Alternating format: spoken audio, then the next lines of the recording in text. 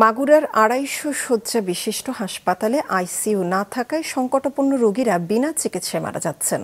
রয়েছে চিকিৎসক সংকট সহ হাসপাতালের বিভিন্ন স্তরে জনবলের অভাব।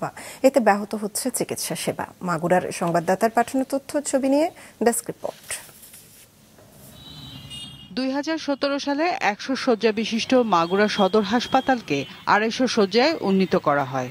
এর পরপরই ২০১৮ সালে জেলার রোগীদের আধুনিক সেবা দিতে নির্মাণ করা হয় নতুন ভবন।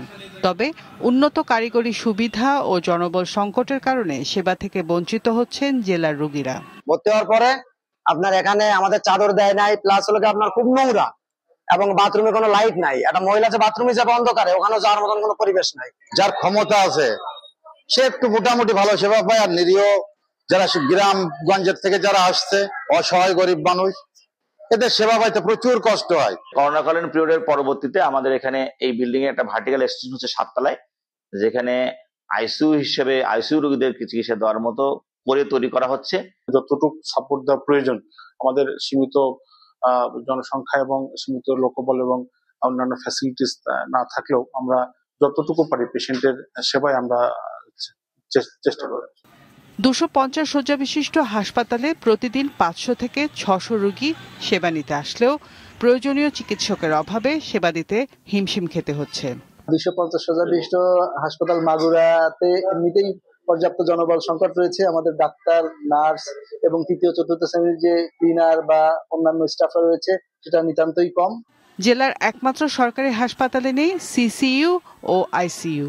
সংকটাপন্ন রোগীদের পাঠানো হয় ফরিদপুর কিংবা ঢাকায়। এতে অনেক সময় পথেই প্রাণ হারান অনেকে।